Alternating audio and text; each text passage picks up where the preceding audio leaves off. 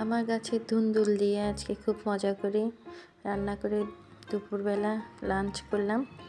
সুপ্রিয় দর্শক, আসসালামু আলাইকুম। আপনারা সবাই কেমন আছেন? আমি আলহামদুলিল্লাহ ভালো আছি। আমার চ্যানেল যারা সাবস্ক্রাইব করেছেন তাদেরকে অনেক ধন্যবাদ, আর যারা সাবস্ক্রাইব করেননি প্লিজ অনুরোধ জানাবো সাবস্ক্রাইব করবেন, পাশে থাকা বেলটা অল করে রাখবেন। তো চলুন, আজকে মজাদার ধুন্দুল রান্না করেছি আমি।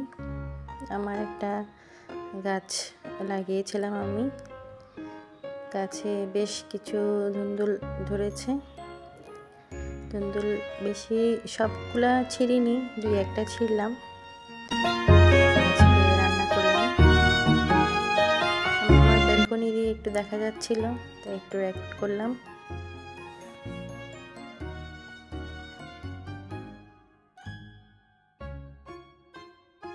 ধুন্দুলগুলো ছিঁড়ে নিয়ে আসলাম। এই যে দেখুন, মাশাআল্লাহ কত বড় বড় ধুন্দুল হয়েছে। নিজের গাছের জিনিস ছিঁড়ে রান্না করার মজাই আলাদা। আমি ছিলার দিয়ে প্রথমে ধুন্দুলগুলো ছিলে নিব।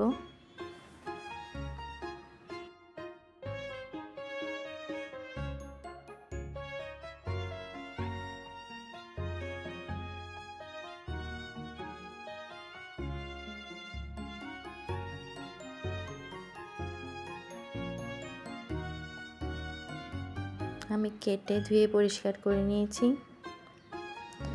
এরপর মূল রান্নায় চলে যাব। আমি একটা কড়াইতে সামান্য তেল দিয়ে দিয়েছি। এরপর পেঁয়াজ কুচি দিয়ে দিলাম, সামান্য চিংড়ি মাছও দিয়ে দিব।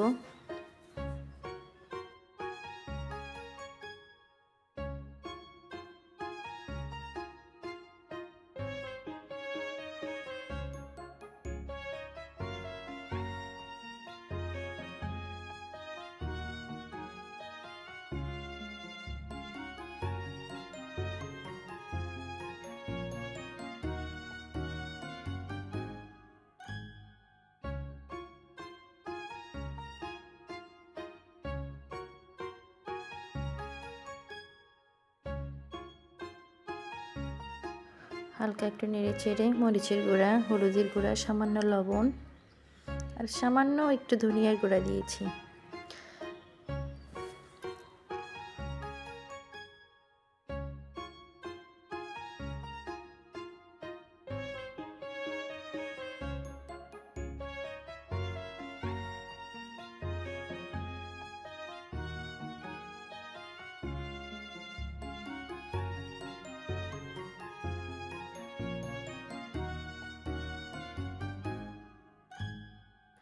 সব কিছু ভালোভাবে কষিয়ে নেড়ে চেড়ে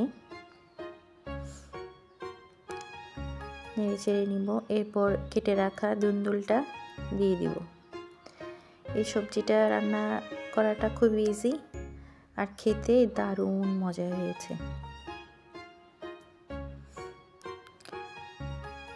ঢাকনা দিয়ে দিয়েছি, একটু হালকা নেড়ে চেড়ে দিব। আর এখান থেকে পর্যাপ্ত পানি বের হয়, সামান্য একটু টমেটো দিয়ে দিলাম। অনেকটা পানি বের হয়, এক্সট্রা পানি দেওয়ার কোনো দরকার নেই। দেখেন কতটা পানি বের হয়েছে। এই যে আমার ধুন্দুল রেডি। ঝোলটা খেতে ভাত দিয়ে মেখে কিন্তু খুব মজা হয়েছে। আজকের মতো এই পর্যন্ত। আমার জন্য সবাই দোয়া করবেন। আল্লাহ হাফেজ।